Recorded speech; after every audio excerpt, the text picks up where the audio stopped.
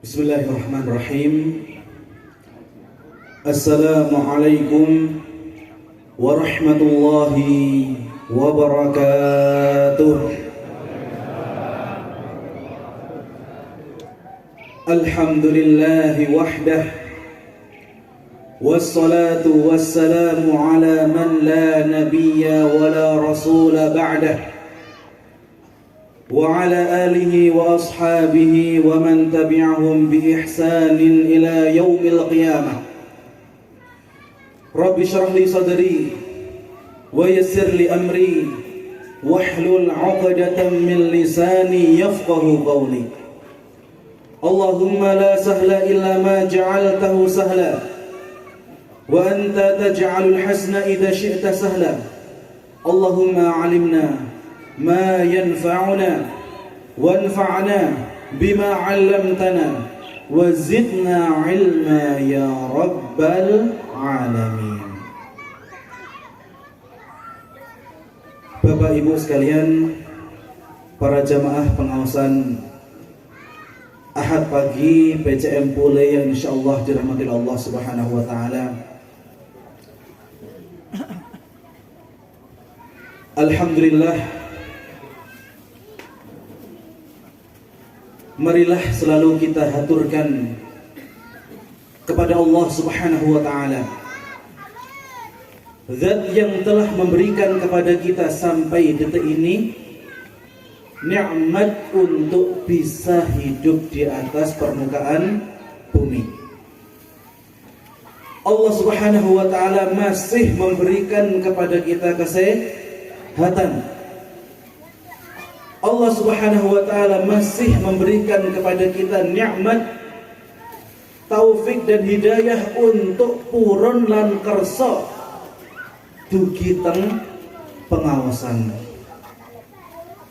Bapak Ibu yang dirahmati Allah Subhanahu wa ta'ala, saya yakin Bapak Ibu di hari weekend seperti ini, hari libur, hari Ahad, hari Minggu, Bapak Ibu sebenarnya wonten pilihan. Bapak Ibu semuanya gadah pilihan. Bisa dipakai untuk liburan ke pantai, bisa dipakai untuk liburan ke kota, bisa dipakai untuk keluar kota. Dan kita yang bisa menentukan diri kita mau kita bawa ke kemana. Tapi Bapak Ibu yang dirahmati Allah Subhanahu wa ta'ala, panjenengan sudah membuat pilihan. Apa yang Bapak Ibu sudah pilih? Yang Bapak Ibu meninggalkan sebagian dari gemerlapnya dunia. Bapak Ibu tidak weekend ke pantai, tidak nongkrong di kafe, tidak pergi ke kota dan juga tempat-tempat yang lain. Kemudian Bapak Ibu telah menetapkan bahwasannya insya Allah di hari Ahad pagi saya akan datang ke pengajian PCM Pule. Bapak Ibu yang dirahmati Allah Subhanahu wa ta'ala, pilihan seperti ini bukan pilihan yang biasa. Hanya orang-orang yang diberikan taufik oleh Allah Subhanahu wa ta'ala, mereka yang bisa hadir ke pengajian Bapak Ibu. Karena tidak bisa kita pungkiri, walaupun kita sudah share pamflet, kita sudah buat undangan, bahkan kita memberikan undangan khusus kepada seorang, akan tapi ternyata orang tersebut boten purun dugi. Laras sama laras. Artinya hadirnya panjenengan semua di kesempatan pagi hari ini merupakan pilihan dari Allah Subhanahu wa ta'ala. Innallaha yakhluqu ma yasha'u wa yakhtar. Sesungguhnya Allah Subhanahu wa ta'ala menciptakan ciptaannya, kemudian memilih sebagian dari hambanya untuk diberikan hidayah dan taufik. Begitu pula dalam hal keimanan Bapak Ibu sekalian, para jamaah yang insyaallah dirahmati Allah Subhanahu wa ta'ala. Tidak ada satupun di antara kita yang dipaksa untuk memilih agama Islam. Tidak ada satupun di antara kita yang dipaksa untuk datang ke pengawasan. Allah Subhanahu wa taala berfirman dalam Al-Qur'an, "Faman syaa'a falyu'min wa man syaa'a falyakfur." Barang siapa yang ingin beriman, silahkan beriman. Barang siapa yang ingin kafir, tidak beriman kepada Allah Subhanahu wa taala dan juga Rasulnya, nggih monggo. La ikraha fiddin. Tidak ada paksaan dalam agama.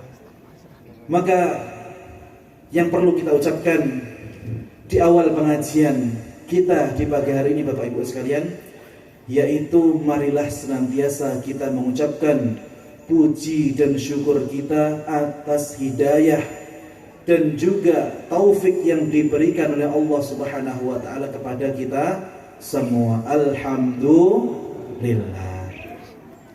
Bapak Ibu yang dirahmati Allah Subhanahu wa taala. Lalu kemudian muncul pertanyaan, bagaimana Ustaz caranya kita mensyukuri nikmat yang telah diberikan oleh Allah ini? Nah, kadang-kadang kita bersyukur, kadang-kadang kita berpikir, Ustadz selalu memerintahkan kita untuk bersyukur. Apa sih sebenarnya syukur itu, Pak? Napa Bu syukurnya Bu? Napa menawi wonten laris sing pecicilan, kemudian naik motor, ada lubang di tengah jalan, glundung, alhamdulillah. Napa ngoten niku syukur niku? Syukur ra. No, ya. Napa ngoten niku Bapak Ibu syukur niku? Ya. Itu juga kata syukur, tapi ketika digabungkan dengan kata yang lain maka akan memiliki makna yang berbeda. Syukur yang kita maksud Bapak Ibu yang dirahmati Allah Subhanahu wa taala memiliki 3 rukun. Yang pertama yaitu iqraru fil qalbi. Hendaknya kita mengikrarkan di dalam hati kita bahwasannya segala bentuk kenikmatan itu datangnya dari Allah Subhanahu wa ta'ala. Maka segala kenikmatan yang kita miliki Bapak Ibu sekalian, nikmat kita bisa memandang, nikmat kita bisa berjalan, nikmat kita bisa menikmati makanan yang lezat dengan lidah kita. Ini semua harus kita syukuri. Wonten Pak tiang ikan sugih belegedu, dah umum sugih itu. Orang ini punya toko grosir terbesar, tidak usah saya sebutkan di kabupaten mana, karena saya khawatir panjenengan nanti kenal orangnya. Tiang ini sugih buatan karuan Pak, tokonya terputih-putih, ageng-ageng. Bahkan saya kira mayoritas orang yang ada di sini, toko-toko besar sini, kalau mau pulaan perginya ke tempat itu. Oh, nanti Ustaz ya. Ternyata Bapak Ibu sekalian, owner dari toko yang paling besar di tempat itu Bapak Ibu sekalian, mboten saged dahar nasi, mboten saged dahar sate, mboten saged dahar nasi goreng, mboten saged ngunjuk sirup, buatan saged ngunjuk susu. Terus apa sing dipangan? Artinya kenikmatan yang diberikan oleh Allah Subhanahu wa taala kepada kita berupa nikmat bisa merasakan makanan dengan lezat, itu merupakan nikmat yang sangat besar yang diberikan oleh Allah Subhanahu wa taala kepada diri kita. Kemudian coba kita bayangkan, ketika ada sebagian orang yang diuji dengan sakit, harus masuk ke dalam rumah sakit, menghabiskan biaya jutaan atau bahkan belasan juta atau bahkan puluhan juta untuk bisa mengangkat penyakitnya. Dan seseorang tidak bisa merasakan nikmat sehat sebelum orang tersebut diuji rasa sakit oleh Allah Subhanahu wa ta'ala. Makanya terkadang kita itu sering lupa Bapak Ibu sekalian. ni'matani maghbunun fihima katsirun minan nas. Kata Nabi sallallahu alaihi wasallam, dua nikmat yang manusia niku sering terlupa akan kedua nikmat ini. As-sihah, yaitu waktu sehat, wal faragh, dan juga waktu luang. Lek yang tak sehat Bapak Ibu sekalian, koyok diundang teng masjid niku wangel ndak umum. Ning lek pun ajeng sakaratul maut niku lagi ingatan masjid.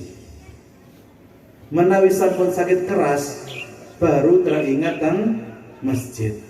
Akhirnya di kondisi dia yang sedang sakit itu mau pergi ke masjid itu susah, sulit, karena kondisinya yang tidak memungkinkan. Kemudian ada orang yang waktu luang, banyak sekali waktu luangnya. Orangnya juga nggak sibuk-sibuk amat. Ya. Cuma kadang-kadang Bapak Ibu sekalian, banyak orang yang nggak sibuk, tapi ketika diundang ke pengajian tiba-tiba pura-pura sibuk. Ya. Akhirnya membuat acara yang dipas nih pas hari pengajian. Ya. Maka jika orang tersebut sudah benar-benar habis waktu luangnya, kemudian nanti di masa tuanya pengen datang ke pengajian, maka biasanya daya serapnya itu sudah berbeda. Beda ketika masih muda, masih sehat, masih energik. Maka energi yang bisa dipakai untuk menyerap ilmu dari ustadz yang menyampaikan itu akan bisa maksimal. Bapak Ibu yang dirahmati Allah Subhanahu wa taala, sekarang saya akan tanya kepada para jamaah sekalian. Kinten-kinten kula lan panjenengan sami menawi rawuh teng pangausan punika, dening Allah Subhanahu wa taala ajeng dipun sukani ganjaran napa mboten? Dipun sukani ganjaran napa mboten Bapak Ibu? Ganjaranipun napa? Nah, ini harus tahu supaya kita itu merasa tidak rugi. Sudah jauh-jauh datang dari rumah menuju ke tempat ini, kemudian kita nggak tahu ternyata fadilahnya ikut pengajian itu apa. Jangan sampai kita datang ke pengajian Bapak Ibu sekalian gara-gara tidak enak karena diundang Pak Romolan buatan rawuh. Jangan sampai itu yang menjadi tujuan Bapak Ibu. Ketika cuma itu yang menjadi motivasi Bapak Ibu datang pengajian, rugi. Karena apa? Ketika kita itu beramal soleh untuk mencari keridhaan manusia, maka ketahuilah Bapak Ibu, di situ kita tidak akan mendapatkan pahala. Mari di awal pengajian ini kita kembali mengikhlaskan niat kita datang ke pengajian ini. Memang kita yang butuh, kita yang ingin datang bukan gara-gara disuruh oleh ketua PCM, bukan gara-gara disuruh oleh atasan kita, tapi kita datang ke pengajian karena kita yakin bahwa di pengajian kita akan diganjar pahala yang besar oleh Allah Subhanahu wa taala. Saya akan bacakan beberapa sabda Nabi SAW yang akan membuktikan bahwasannya orang yang datang ke pengawasan seperti ini akan mendapatkan pahala yang besar di sisi Allah Subhanahu wa taala. Dalam sebuah hadis Nabi SAW bersabda, "Majtama'a qaumun fi baitin min buyutillah yatluna kitaballahi wa yatadarasunahu fima bainahum illa nazalat 'alaihimus sakinah wa ghashyathumur rahmah wa hafathumul malaikah wa dzakarahumullahu fi man 'indah hatta hitanu fil bahr yastaghfiruna li talibil 'ilmi." Wonten sing saged baleni Bapak Ibu. Dawa mustaqim. Kita akan terjemahkan pelan-pelan ya. Majtama'a qaumun, tidaklah sebuah kaum, sekelompok manusia itu berkumpul fi baitin min buyutillah, di rumah di antara rumah-rumah Allah Subhanahu wa taala. Yatluna kitabullah, yang di dalamnya itu dibacakan kitabullah, yaitu nama Bapak Ibu Al-Qur'an. Alhamdulillah tadi penampilan dari adik-adik kita, Masya Allah ya. Surat Al-Ma'un Bapak Ibu, itu kalau dipreteli kali jam niku boten selesai. Silahkan dilihat di YouTube. Sudah ada video-video saya tentang tafsir banyak banget. Tinggal tulis saja di YouTube Ustadz Yosi Putra Pratama. Kathah mungkin video kalau berikut. Ya. Kalau misalkan nanti Bapak Ibu gabut, lagi nunggu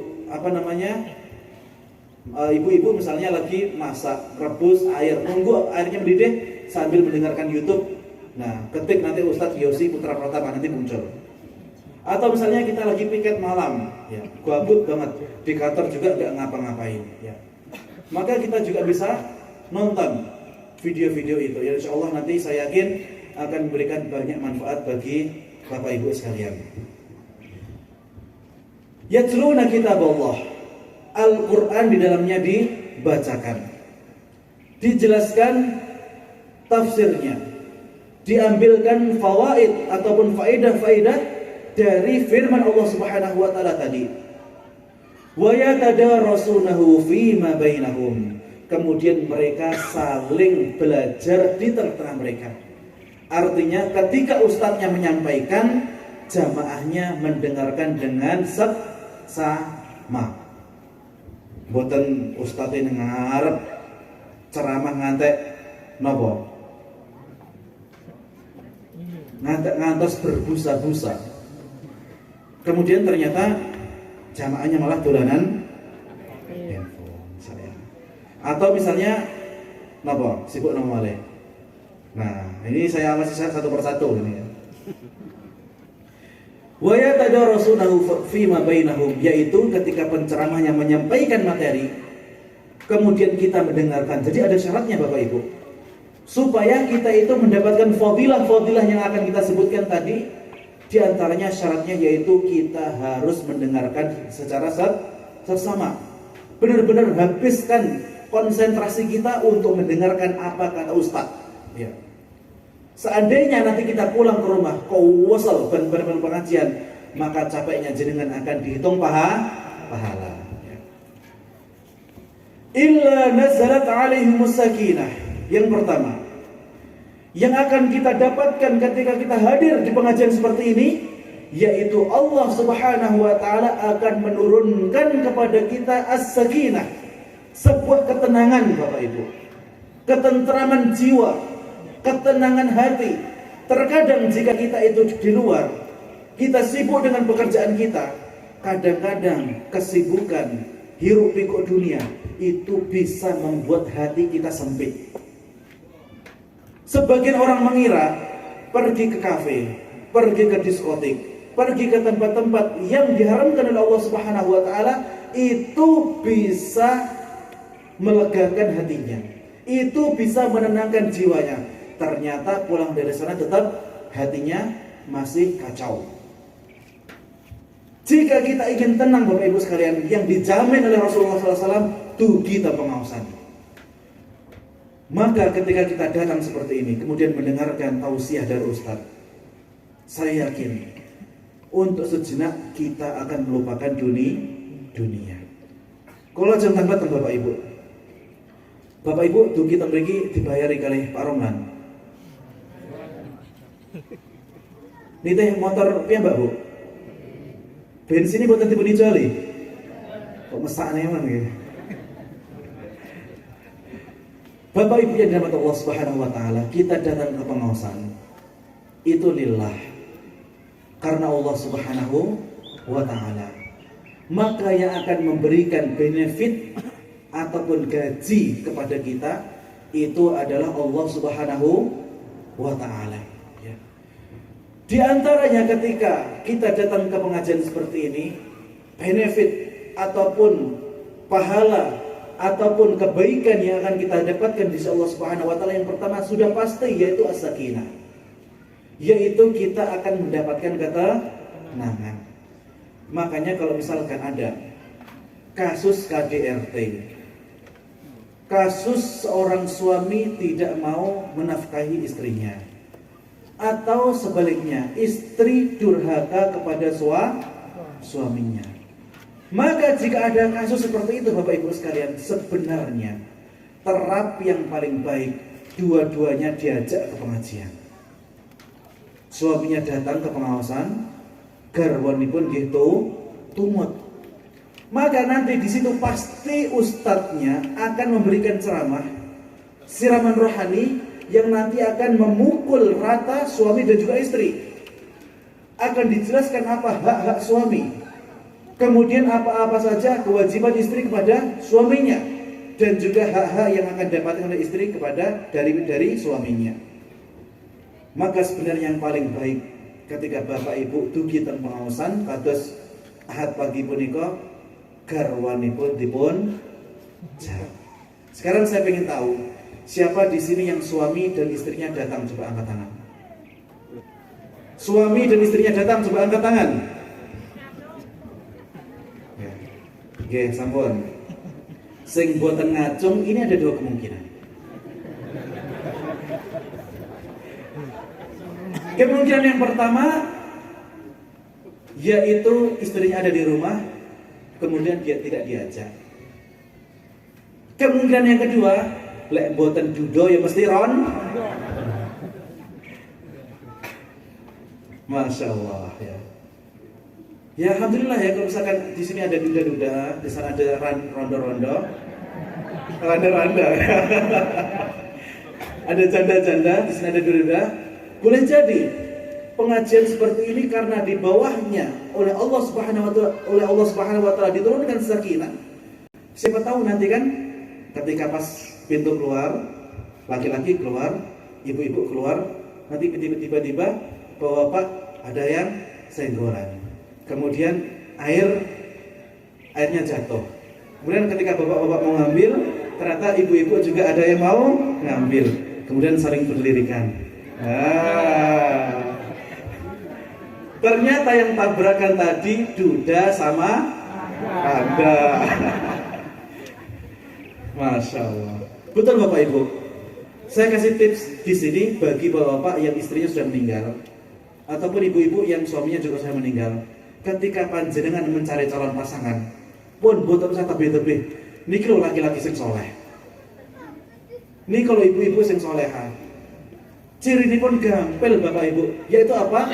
Ketika mereka rajin mencari ilmu, ketika mereka rajin thalabul ilmi, maka itu sudah menjadi bukti yang cukup bahwasanya laki-laki itu merupakan laki-laki yang soleh.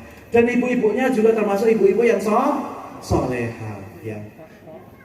Nah, jadi nanti silakan saling dilirik ya, nanti ya satu-satu gitu. Bapak Ibu yang dirahmati Allah Subhanahu wa taala, illa nazalat alaihi sakinah.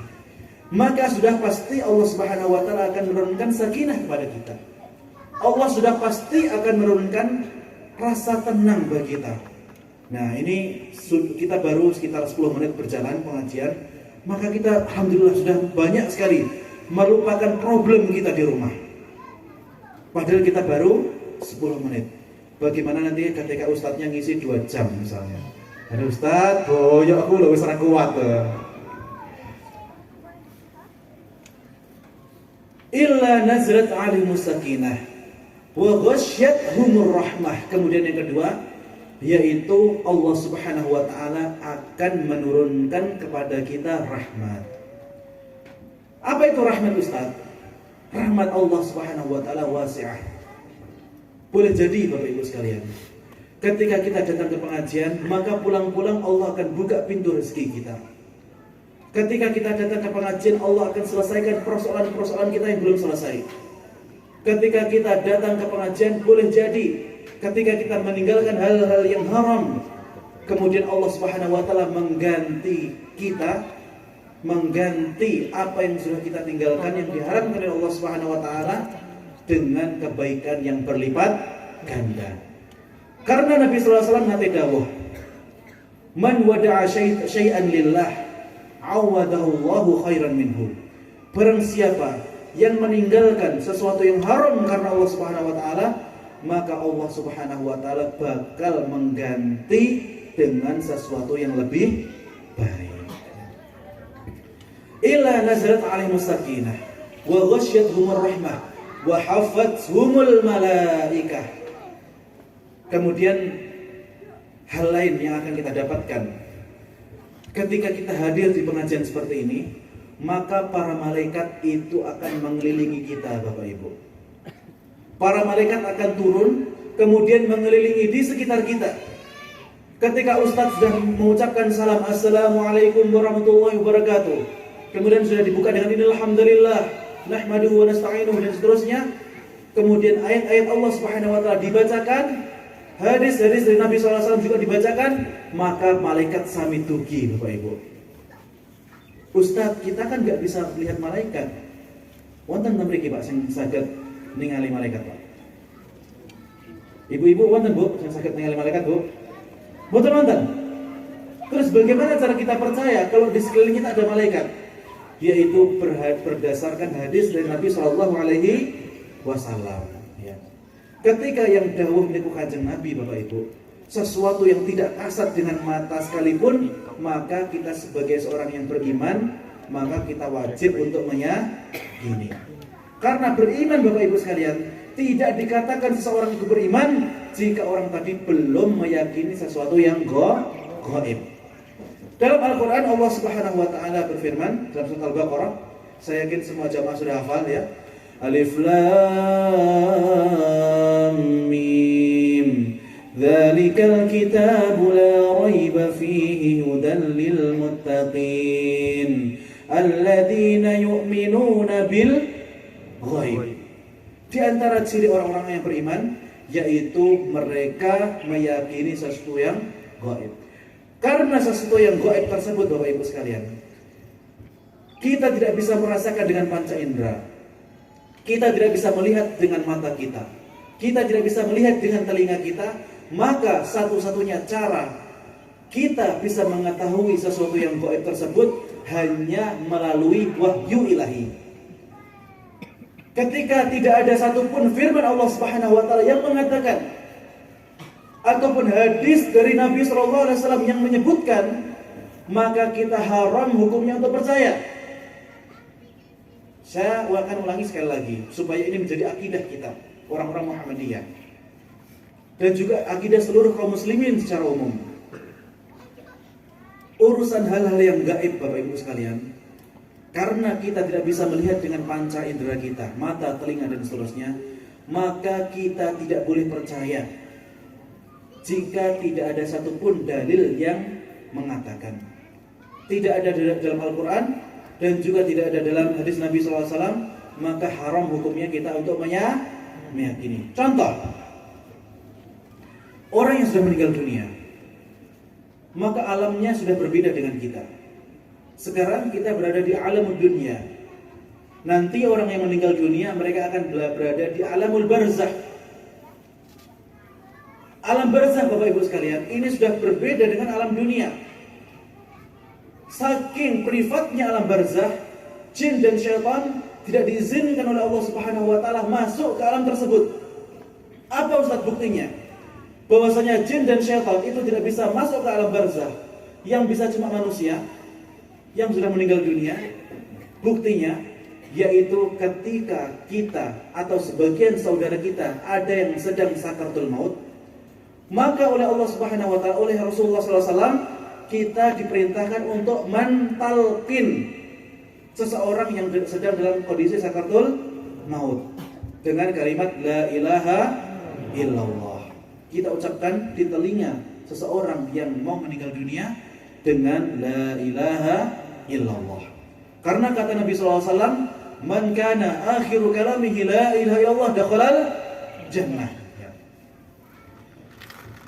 Pada waktu itu, Bapak Ibu sekalian, syaitan-syaitan akan turun mengelilingi orang yang sedang sakaratul maut.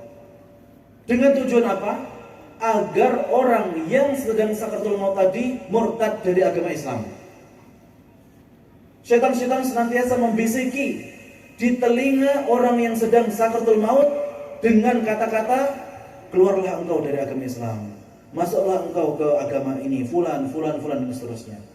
Maka di situ orang-orang butuh penguatan, Bapak Ibu.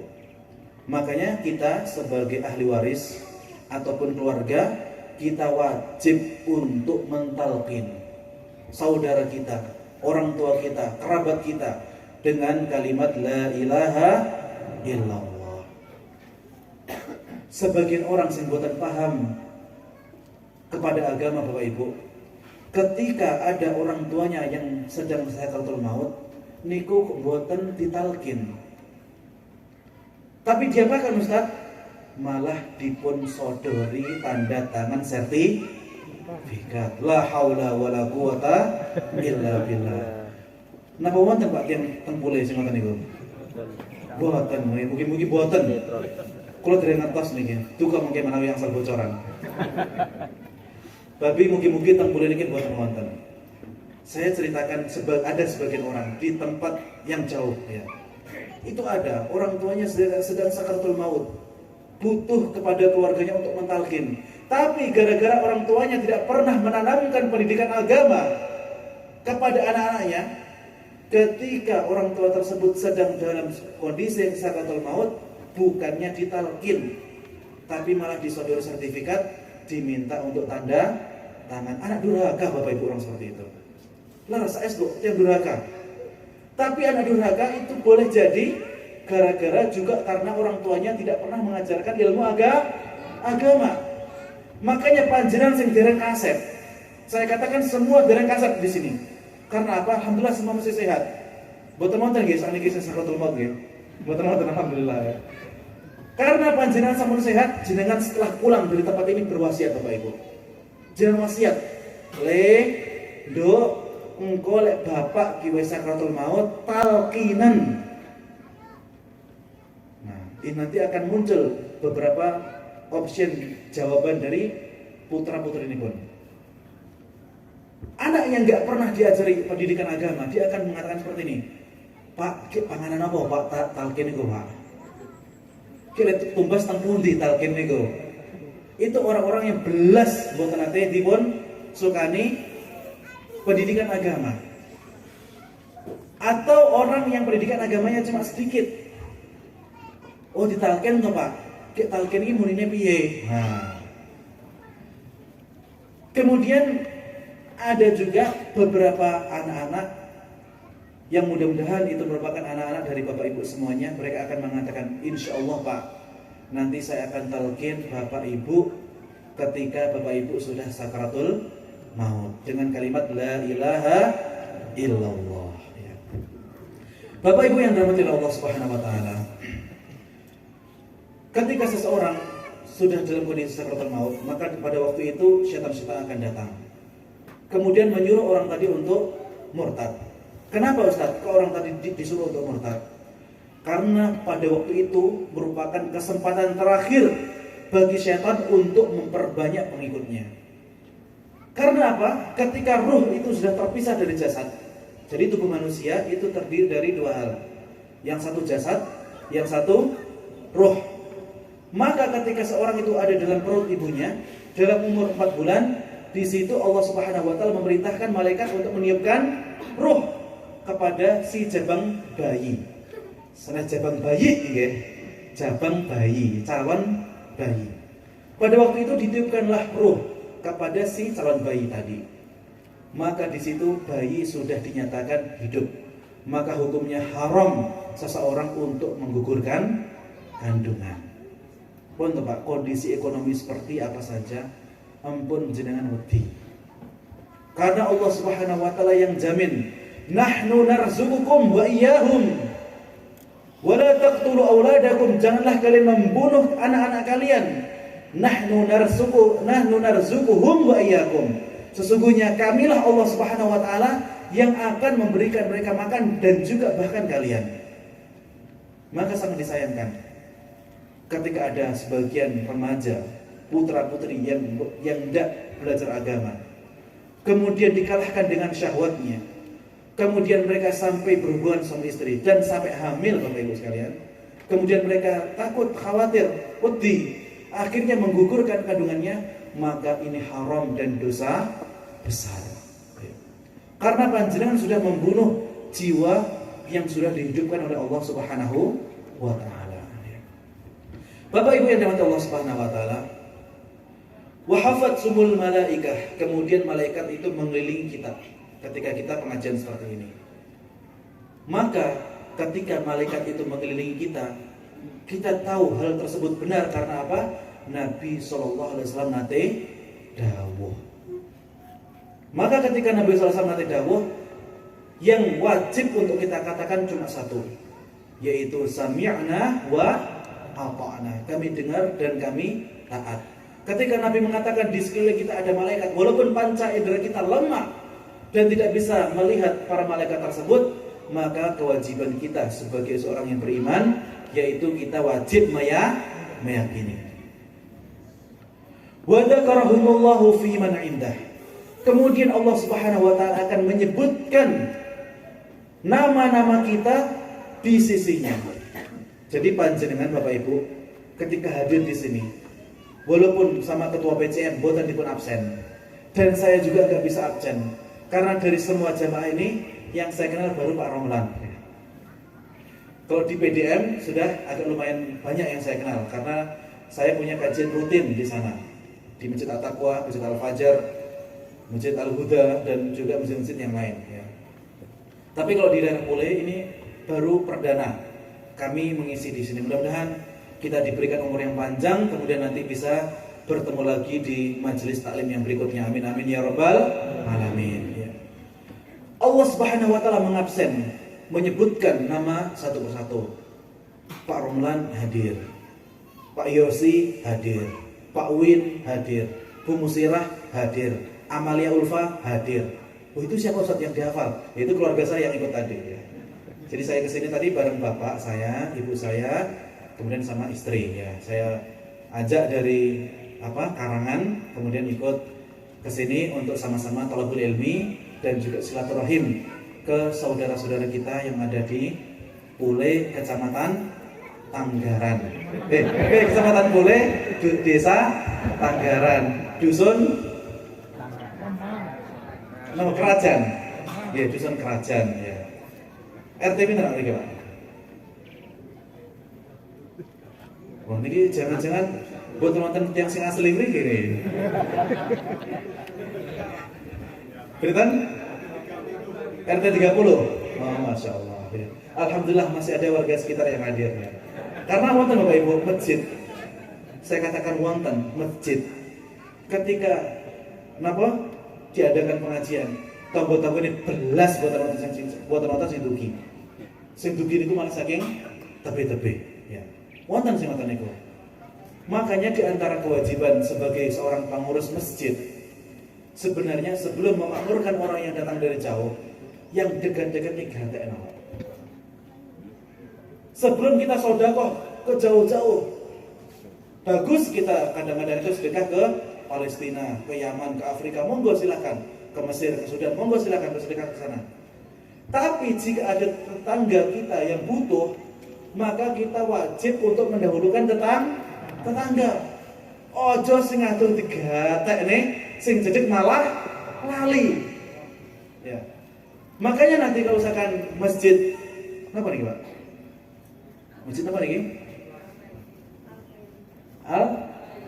Al-Baiti, ya.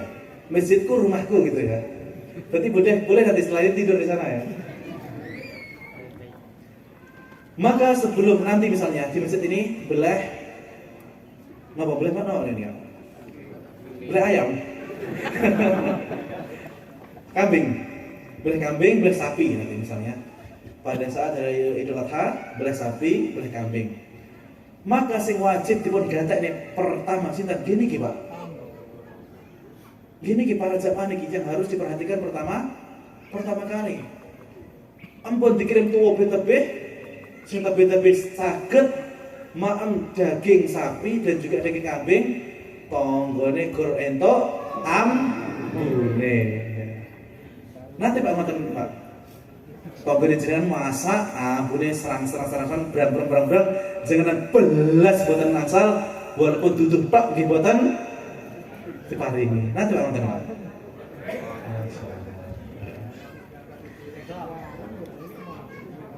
Hatta hitanu fil bahr yastaghfiruna li talibil ilmi. Sampai ikan yang ada di lautan Bapak Ibu sekalian, yastaghfiruna li talibil ilmi, memintakan ampun bagi orang-orang sing dugi ten pengaosan. Jenengan pekan sing paling celak saking mriki pundi, Pak? Pekan Tanggaran. Iki turun wonten pekan mriku. Tapi ku wonten tiyang sing sadaya ulam. Kata kinten-kinten panjenengan ngertos jumlahipun ulam sing dipun sadaya teng pekan niku. Boten Ustaz, apalagi kalau ikannya teri, Ustaz.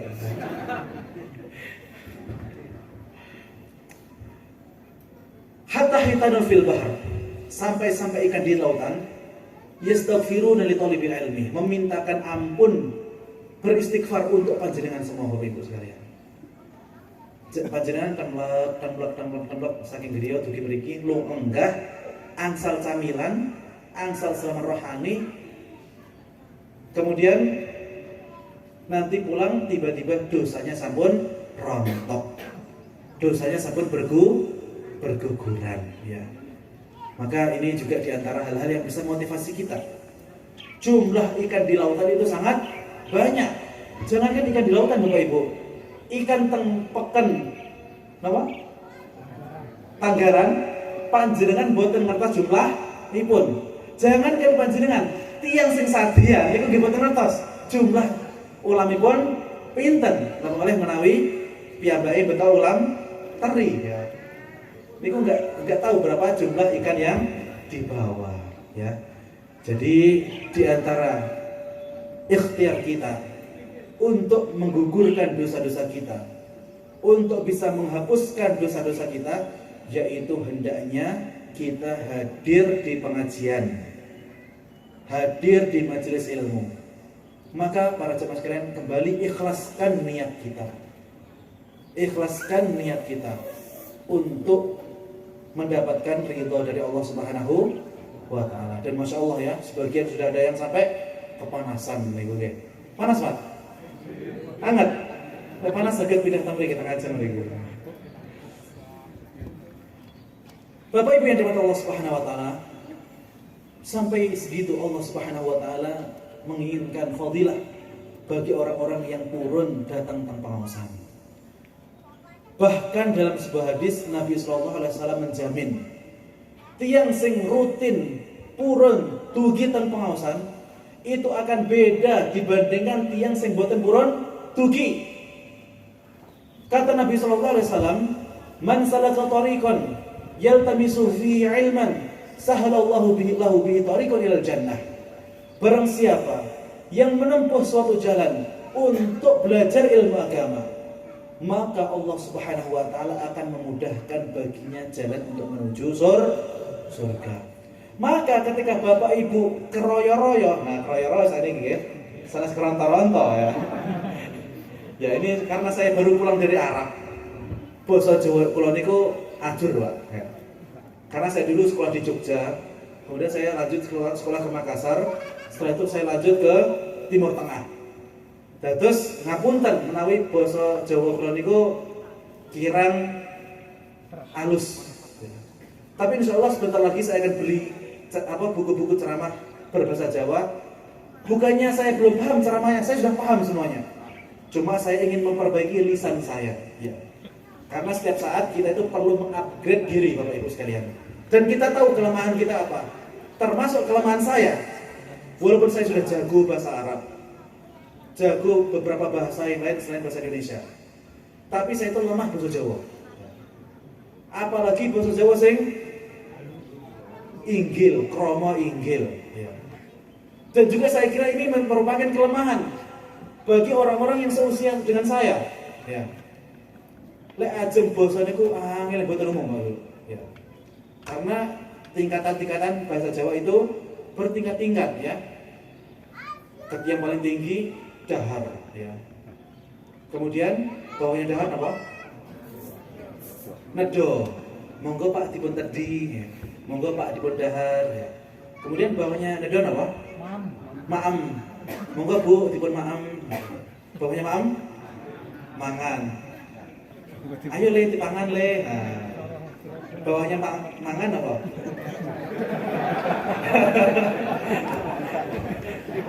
Apa? Madang. Oh, belum kasar ya. Masih ada bawahnya mangan, madang. Bawahnya madang apa? Nah, kita melalui Pak MC wau matur dumateng panjenengan sami. Misalnya contoh ya, MC-nya bukan dari Pule, MC-nya dari orang Sunda misalnya, atau orang Bugis, ataupun orang Surabaya yang mereka nggak pernah berbahasa Jawa. Kemudian mereka niatnya bagus, ingin berbahasa Jawa kepada para jamaah. Dilalah sing marah itu malah blocok nih Pak. Lek awakmu arep apa jenenge? Mempersilahkan matur kepada para jamaah untuk makan bunyong ini. Monggo Bapak Ibu senekipun dipun kita ribuan para jamaah minggu kae. Jenengan tersinggung nang malah guyu. Mboten tersinggung. Nek mboten tersinggung kula damel mawon ngaten. Masya Allah ya. Bapak Ibu yang dirahmati Allah Subhanahu wa taala ya. Yang artinya apa? Walaupun saya sudah lulusan Timur Tengah ya, lulusan Madinah, kota Rasulullah SAW. Walaupun saya sudah haji berkali-kali, umrah gak terhitung Bapak Ibu sekalian. Mungkin setiap pekan sama seperti orang ke Pule, dari Pule ke kota, ke Galek. Jadi setiap pekan jenengan Galek, setiap pekan saya itu dari Madinah ke Mekah ya. Untuk melaksanakan umrah, entah umrah untuk diri saya sendiri ataupun bimbing jamaah umrah, ataupun saya itu membadalkan umrah bagi orang lain ya.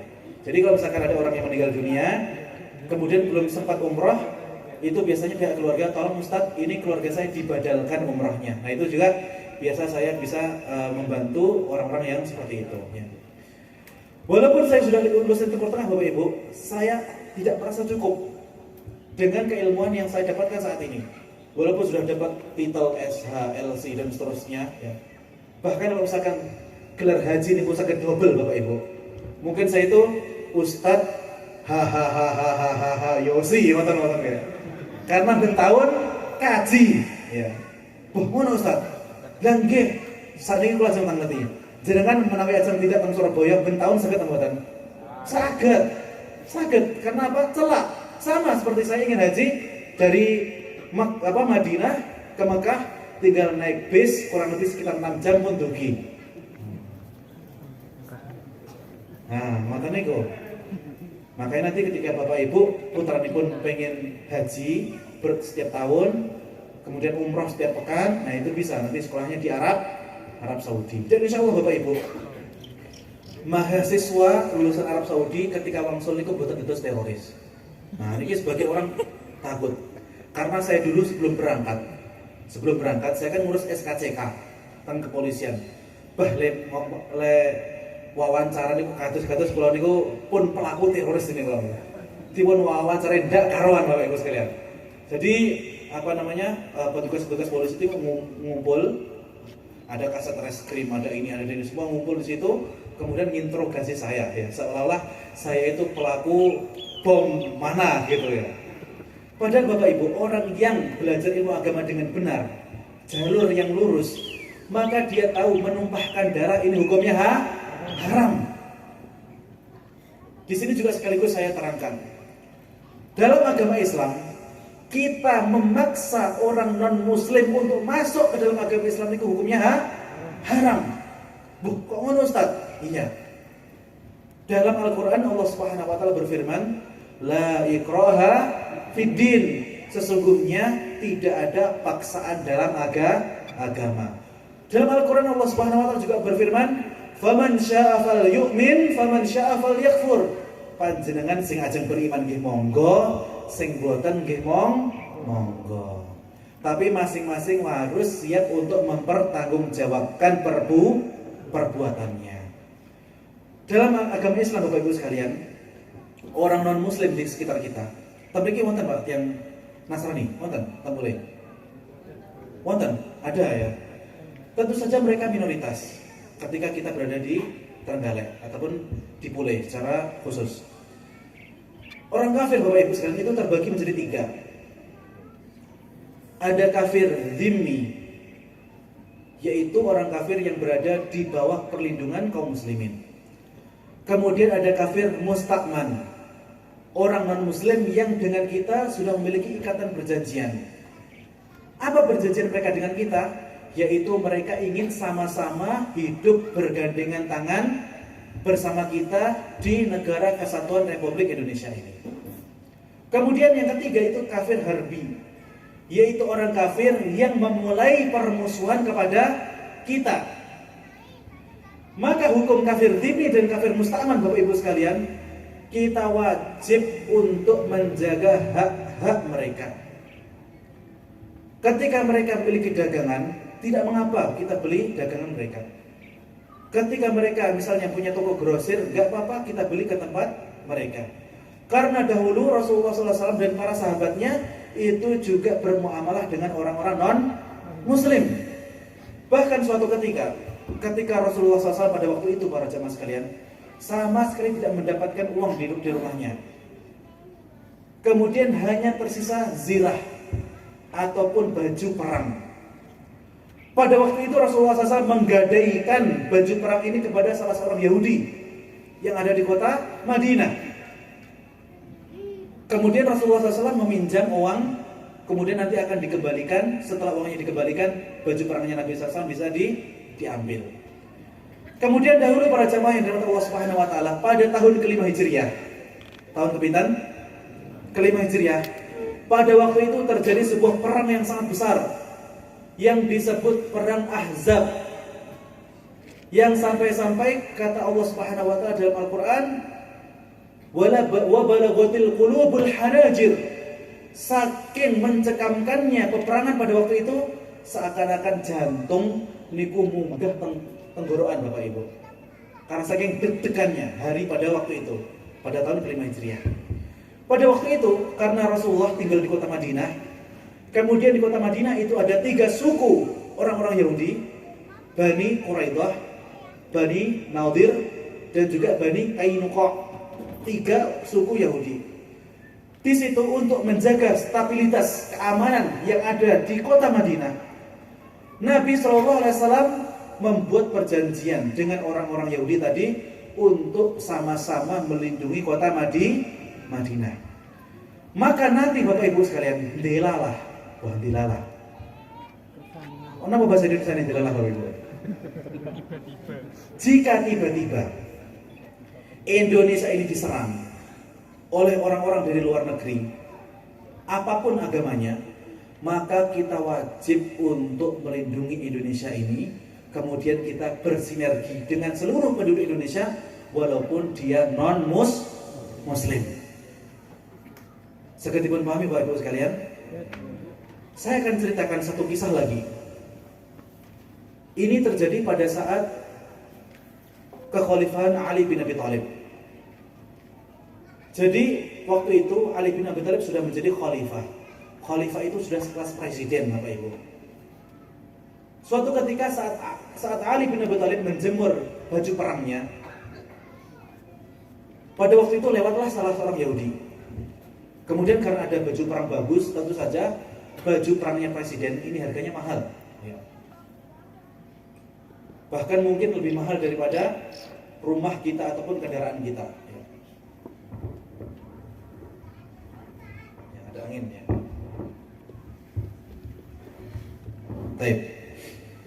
Lebih mahal daripada kendaraan kita. Setelah si Yahudi tadi melihat ada baju zirah yang mahal, dijemur gak ada orang, tengok kiri gak ada orang, tengok kanan gak ada orang. Akhirnya dicurilah baju zirah tadi. Singkat cerita Bapak Ibu yang dapat Allah Subhanahu wa taala, si Yahudi ingin menjual baju zirahnya di sebuah pelelangan. Dan Ali bin Abi Thalib tahu bahwasanya itu adalah baju zirahnya. Kemudian dia juga tahu bahwasanya si Yahudi ini telah mencuri baju zirahnya ini dari dirinya. Kinten-kinten menawi pejabat saniki sudah punya kekuasaan yang besar. Dia tahu orang itu yang sudah mencuri baju zirahnya. Kinten-kinten masih butuh dibawa ke pengadilan atau langsung diambil saja baju zirahnya tadi. Jerasih marang lan kiye pokoke besan misalnya. Wis agama Yahudi nyolong nah. Ternyata Ali bin Abi Thalib beda Bapak Ibu. Beliau ini sudah next level seorang mukmin. Beliau ini merupakan seorang mukmin yang sangat bertakwa kepada Allah Subhanahu wa taala.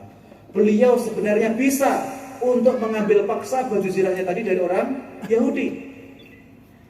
Akan tapi Ali bin Abi Thalib membawa si Yahudi tadi ke pengadilan. Di pengadilan Bapak Ibu sekalian, delalah hakimnya itu hakim yang paling adil pada waktu itu. Namanya Suraqah.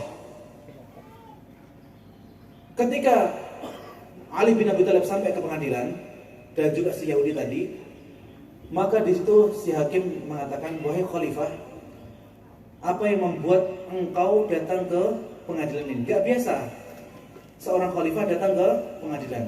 Si hakim pun bertanya, "Wahai khalifah, apa yang engkau inginkan datang ke pengadilan ini?"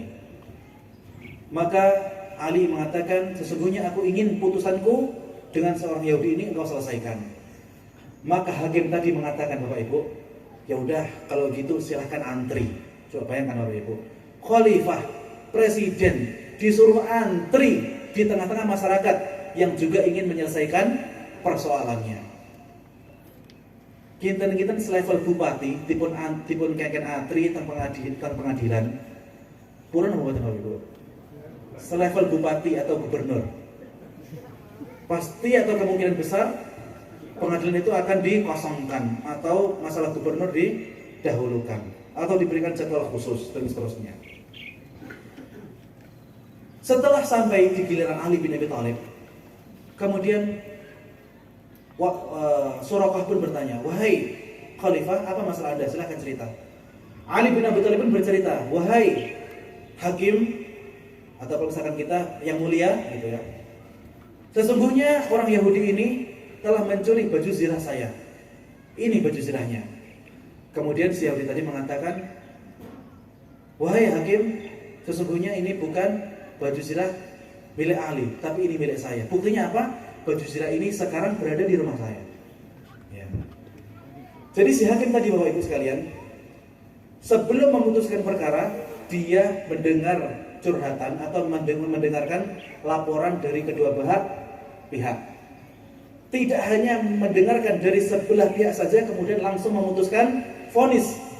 Akan tapi hakim yang adil, dia akan mendengarkan laporan dari kedua belah pihak.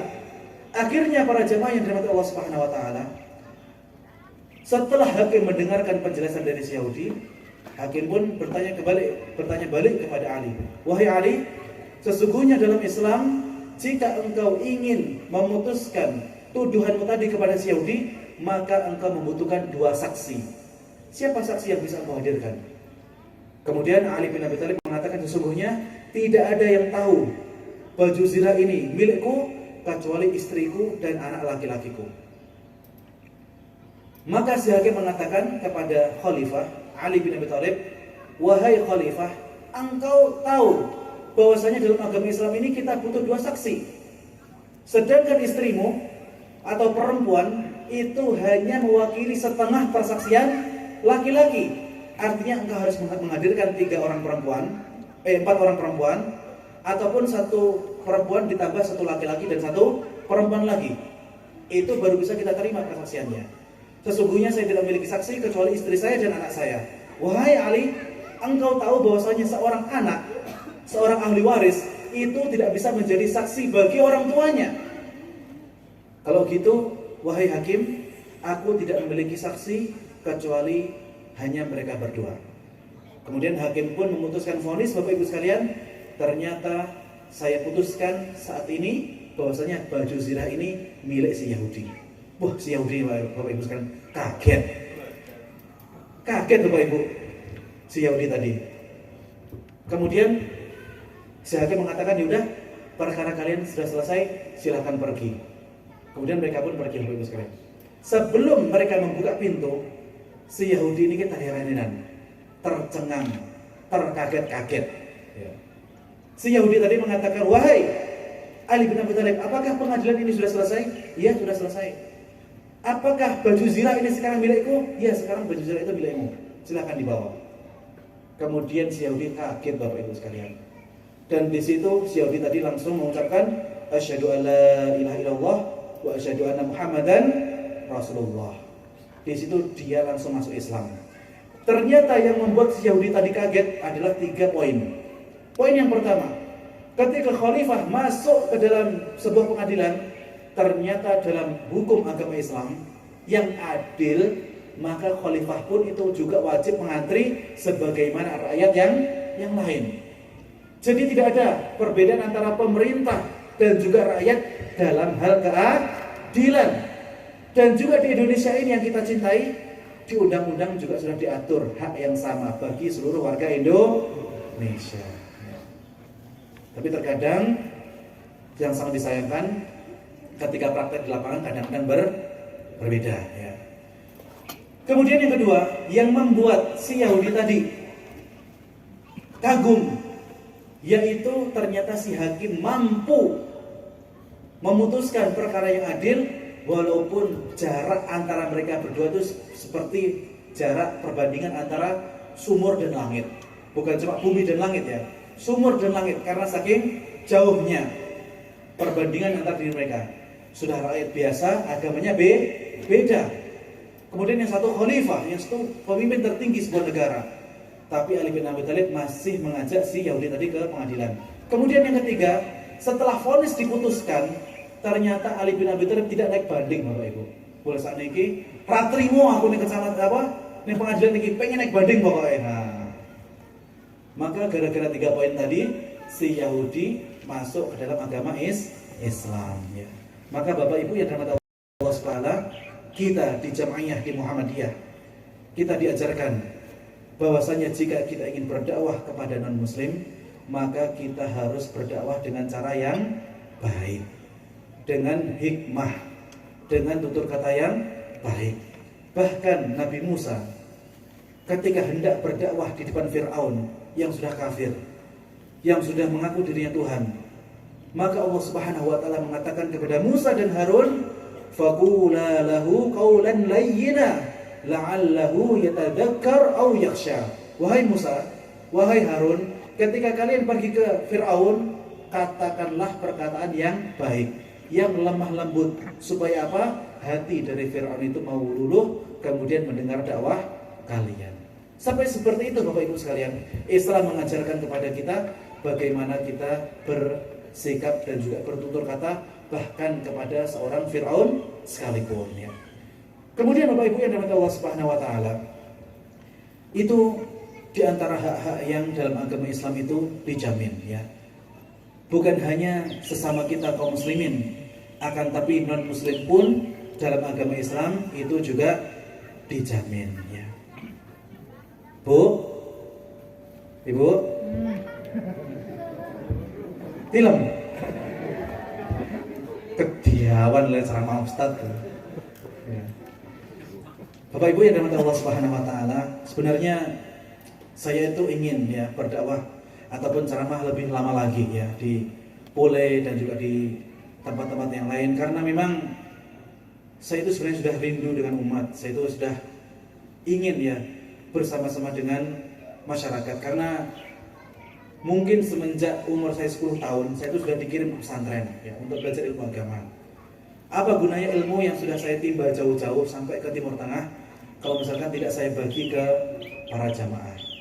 Tapi tentu saja tidak ada gading yang tak retak ya. Pasti ada luput atau silap atau mungkin kata-kata yang kasar yang mungkin saya ucapkan secara tidak sengaja, yang mungkin itu bisa melukai dari hati Bapak Ibu semuanya. Jadi saya meminta maaf yang sebesar-besarnya. Sabun saged dipun ngapunten Bapak Ibu nggih. Bapak Ibu yang dirahmati Allah Subhanahu wa taala, mungkin itu sedikit apa yang kami sampaikan di kesempatan pagi hari ini, walaupun sedikit, walaupun tidak sampai 2 jam ya. Mudah-mudahan bisa menjadi manfaat bagi kita semua, dan semoga perkumpulan kita di organisasi ini, perkumpulan kita di majelis kita yang mulia di pagi hari ini mendapatkan sakinah dari Allah Subhanahu wa taala, mendapatkan rahmat dari Allah Subhanahu wa taala, kemudian diampuni dosa-dosa kita. Amin amin ya rabbal alamin. Ya mungkin itu Bapak Ibu yang dirahmati Allah Subhanahu wa taala ya. Dan sekarang adalah kita berdoa bersama-sama kepada Allah Subhanahu wa taala. Mudah-mudahan Allah Subhanahu wa taala memperpanjang umur kita, memberkahi umur kita, kemudian melanggengkan organisasi kita, kemudian Allah Subhanahu wa taala menjaga negara yang kita cintai ini, negara Kesatuan Republik Indonesia. Amin amin ya rabbal alamin. A'udzubillahi minasyaitonir rajim. Bismillahirrahmanirrahim. Allahumma ighfir lil muslimina wal muslimat wal mu'minina wal mu'minat al ahya'i minhum wal amwat innaka sami'un qaribun mujibud da'wati wa yaqadil hajat. Allahumma inna nas'aluka hubbak wa hubba man yuhibbuk wa hubba amalin yuqarribuna ila hubbik. Allahumma inna nas'aluka ilman nafi'an wa rizqan tayyiba wa amalan mutaqabbala. Ya hayyu ya qayyum birahmatika nastaghis aslih lana syu'unana wa la takilna ila anfusina tarfata 'ain. Allahumma ihfadz biladana hada Indonesia. Allahumma ihfadz biladana hada Indonesia. Allahumma ihfadz biladana min kulli su'in wa makruh. Wa man arada biladana wa biladal muslimina bisu' fashghilhum bi nafsihi waj'al tadbirahum tadbiran 'alaihim ya rabbal alamin. Rabbana atina fid dunya hasanah wa fil akhirati hasanah wa qina adzabannar wa qina adzabannar wa qina adzabannar walhamdulillahi rabbil alamin. Ya, demikian apa yang dapat kami sampaikan, kurang lebihnya kami maaf. Marilah kita tutup dengan baca doa kafaratul majelis. Subhanakallahumma rabbana wa bihamdika asyhadu an la ilaha illa anta astaghfiruka wa atubu ilaik. Akhiru da'wana alhamdulillahi rabbil alamin. Wassalamualaikum warahmatullahi wabarakatuh.